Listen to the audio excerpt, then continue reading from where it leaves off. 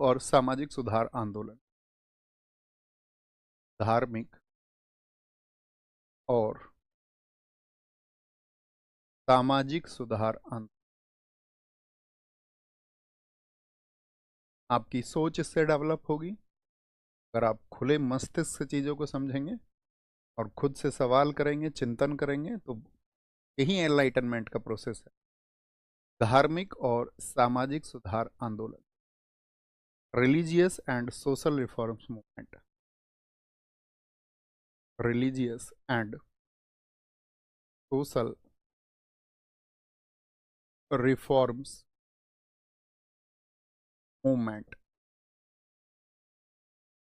इसको हमें समझना होगा। बताएंगे ये। तो इसमें सबसे पहला नाम किसका हमने आपको बताया? सबसे पहला जो नाम इसमें आता है वो नाम आता है राजा राम मोहन। राजा राम मोहन राय। किस प्रदेश से इनका संबंध था? राजा राम मोहन।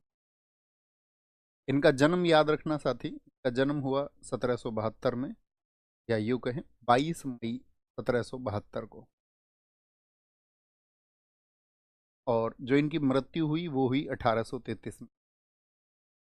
डेथ 1833, और डेथ हुई थी इनकी ब्रिस्टल में।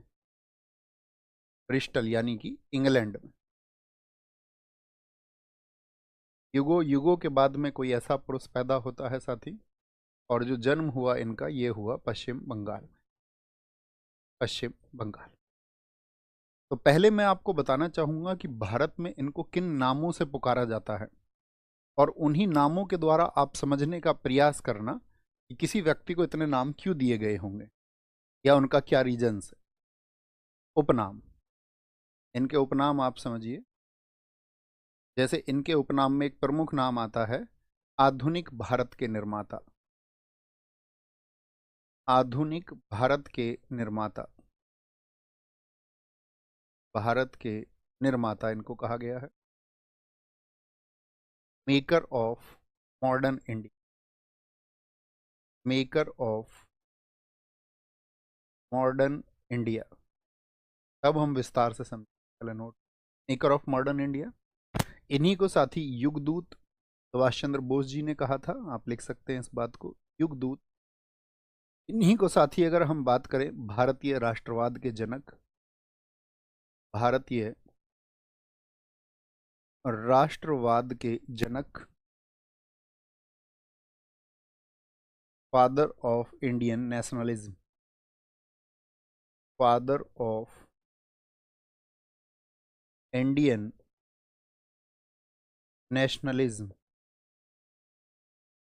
Father of Indian nationalism. भारतीय पुनर्जागरण के जनक, भारतीय पुनर्जागरण के जनक, अर्थात father of Indian renaissance, father of Indian renaissance, father of Indian renaissance. भारतीय पत्रकारिता के जनक, बहुत एग्जाम्स में क्वेश्चन पूछे जाते हैं, भारतीय पत्रकारिता का जनक किनको कहते हैं? भारतीय पत्रकारिता के जनक, फादर ऑफ इंडियन जैसे मिलती जुलती संज्ञा आपको मिलेंगी। जैसे कहीं पर लिखा मिल सकता है भारतीय नव प्रभात का तारा किसको बोलते हैं, मॉर्निंग स्टार ऑफ इंडिया किसको कहते हैं, या आपका नवयुग का सितारा किसको कहा गया है, या सिर्फ बोल देगा नव प्रभात का तारा, किस भारतीय को ये संज्ञा दी गई है, तो आप कहेंगे ये जो हमारा संज्ञा दी गई है ये दी गई है राजा राम मोहन राय को। तो इन नामों से आप क्या समझेंगे मुझे बताएं जरा फटाफट से। अब यहाँ पे एक शब्द आया, सबसे ज्यादा चर्चित शब्द आया, पुनर्जागरण। पुनर्जागरण, तो मैं आपसे कहूं कि पुनर्जागरण का मतलब क्या होता है, आप अपने शब्दों में जरा सोचने का प्रयास करें। तो आप कहेंगे पुनर्जागरण दो शब्दों से मिलकर के बना है। पुनर्जागरण, इसमें दो शब्द आते हैं साथी, पुनः। पुनः, अगर आप इसका संधि विच्छेद करेंगे पुनर्जागरण का तो ये आएगा पुनः धन जागरण। तो जागरण का मतलब होता है जाग जाना, जाग जाना। और पुनः का मतलब क्या होता है? फिर से जाग जाना। यानी कि जैसे कि आज आज आप सुबह आप सो के उठे होंगे, आज आप जागे होंगे। अच्छा, कल आप जागेंगे या नहीं जागेंगे, हाँ या ना?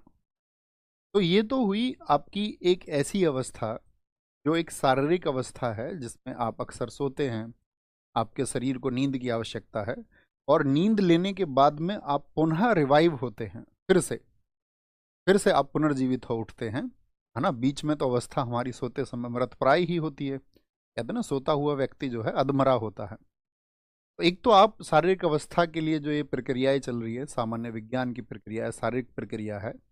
लेकिन जब हम ज्ञान की दृष्टि से बोलते हैं तो पुनः का क्या मतलब है, फिर से जागने का क्या मतलब है? इसका मतलब है कि पहले आप सो चुके हो बीच में, और पहले कभी आप जागे हुए थे।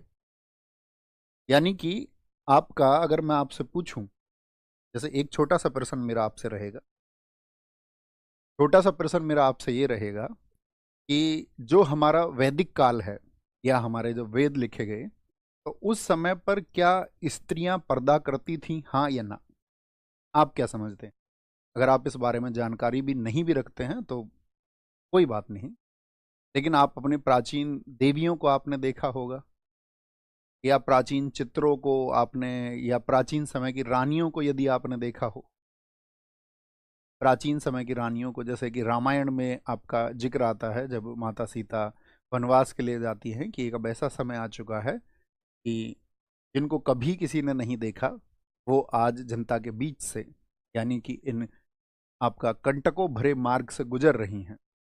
तो पहले ना देखने का मतलब क्या था कि वो महल में रहती थी, तो जो आम जनता है उससे उनका संवाद नहीं था। तो ज़्यादातर साथियों का ये कहना है नो, यानी कि प्राचीन समय में पर्दा प्रथा नहीं थी, तो फिर पर्दा प्रथा आ गई, ठीक है। और अभी फिर से क्या हुआ है, फिर से लोग जागे और उन्होंने देखा कि पर्दा प्रथा क्यों शुरू की गई, उसके क्या कारण थे, और उन सब के बारे में जो भारत के आपका, या बोले भारतीय ज्ञान में क्या कहा गया है, या अन्य धर्मों में क्या कहा गया है, कुरान में क्या कहा गया है। तो जब उस तरह की चर्चाएं शुरू हुई, लोगों के अंदर जब आपका विचार पैदा हुए और वो विचार फैले फूले, तो लोगों ने उसके बारे में तर्क अपने देने शुरू किए। कुछ के तर्क ऐसे थे जो रूढ़िवादिता के शिकार थे, यानी कि आपका प्राचीन परंपरा के जी भाई जैसा चला आ रहा है वैसा चलने दो, ये रूढ़िवादिता है, ठीक है, कि उसमें कोई बदलाव की जरूरत नहीं है। कुछ ये कहते हैं कि हाँ, इन थोड़े बदलावों की आवश्यकता है और ये थोड़े बदलाव हो जाएं तो ठीक रहेगा। ऐसे लोग हो जाते प्रोग्रेसिव, यानी कि जो अच्छा है उसको अपना लो और जो खराब है उसको छोड़ दो। इसको बोलते प्रगतिशील हो जाना, प्रोग्रेसिव हो जाना।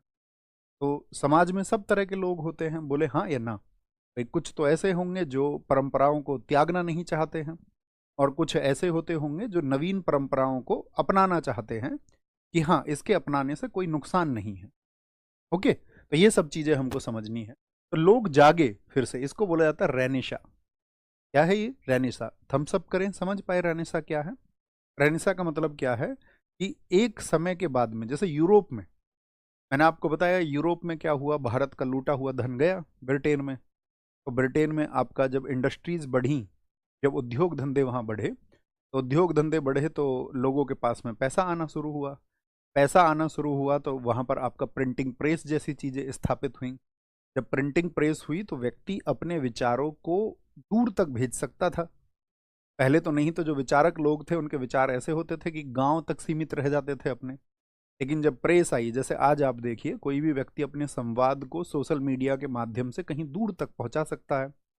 अगर उसके विचार सही हैं तो उनसे क्या है, लोग आकर्षित होते हैं और उनसे जुड़ते हैं उन विचारों से। जैसे आज के समय पे आप पॉपुलर लोग देख रहे हैं कि आपका, जैसे देश में अगर हम बात करें, ओशो उतने प्रचलित नहीं थे, मतलब प्रचलित खूब थे, लेकिन आज के मुकाबले उतना नाम, उतने करोड़ लोगों तक उनका नाम नहीं था।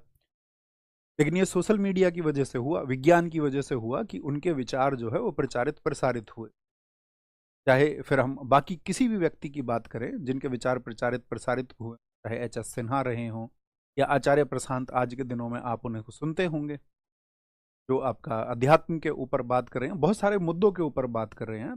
उनके विचारों के फलने फूलने और प्रचारित प्रसारित होने का क्या कारण रहा? तो उस सब के पीछे क्या है? विज्ञान है। समझ पाए आप मेरी बात? तो जब किसी देश का विकास होता है, वहाँ उद्योगों का विकास होता है, जब उनके पास में आपका धन होता है, तो जो मशीनरी पैदा होती है, तो प्रिंटिंग प्रेस ने भी यही काम किया कि एक व्यक्ति के विचार बहुत दूर तक प्रचारित प्रसारित हो सकते थे, और उसी का फायदा हुआ और लोग उससे जागे क्योंकि लोगों ने सवाल खड़े करने शुरू किए। तो इसका हमको बैकग्राउंड हिस्ट्री समझना है, और मैं समझूंगा आप में से हर एक छात्र आज अवेयर होके जाएगा क्लास से। ठीक है, तो देखिए जरा ये हुआ क्यों। अब हमने ये तो बता दिया राजा राम मोहन राय ने क्या किया, धार्मिक और सामाजिक सुधार के लिए काम किया, जैसा कि ऊपर लिखा भी हुआ है ना। ये सुधार सुधार लिख गया था, दरअसल में इसको सुधार हमने किया बाद में। ये जो धार्मिक और सामाजिक सुधार आंदोलन हुआ, इसके रीजंस क्या हैं, कारण क्या है, क्यों जरूरत पड़ी, तो कुछ कारणों पर साथी हम बात करेंगे, और फिर आपका बात करेंगे अंधविश्वास पर भी, विश्वास पर भी बात करेंगे। तो इसका कारण, सबसे मेजर कारण आता है मुगल सत्ता का पतन। जैसे ही हुआ तो मुगल सत्ता का जब पतन हो जाता है, decline of Mughal empire, decline of Mughal empire, तो मुगलों का जैसे ही पतन हुआ तो उसके बाद में कौन आई शक्ति बन के? आप बोले तो मुगलों का पतन किन की वजह से हुआ, तो आप कहेंगे मुगलों के पतन के बाद में भारत में अंग्रेजी राज्य की स्थापना हुई।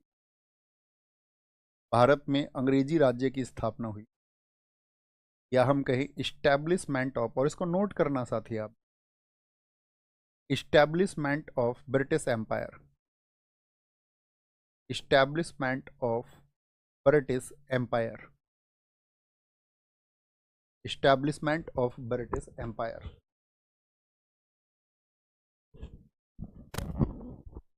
अंग्रेजी राज की स्थापना जैसे ही हुई, अंग्रेजी राज ने किसको समर्थन किया? क्या ये हिंदू धर्म के समर्थन में थे, या मुस्लिम धर्म के समर्थन में थे, इस्लाम के समर्थन में थे, या इन लोगों ने धीरे धीरे, हमने आपको पिछली कक्षा में बताया, इन्होंने क्या किया, ईसाइयत को समर्थन दिया। ये लोग ईसाई थे, इनका जो समर्थन था वो ईसाइयत को था, और ईसाइयत को इन्होंने सपोर्ट कैसे किया? सपोर्ट टू क्रिश्चियंस या क्रिश्चियनिटी। तो क्रिश्चियनिटी को सपोर्ट करने का मतलब क्या था कि ये भारत की जो कुप्रथाएं थी, कुप्रथा का मतलब जितने भी माल प्रैक्टिस थी या जितना भी बैड प्रैक्टिस था, उन पर ये सवाल उठाने लगे कि भाई इस्लाम में तो ये कमियां हैं, हिंदू धर्म में तो ये कमियां हैं, यहाँ तो ये अंधविश्वास है।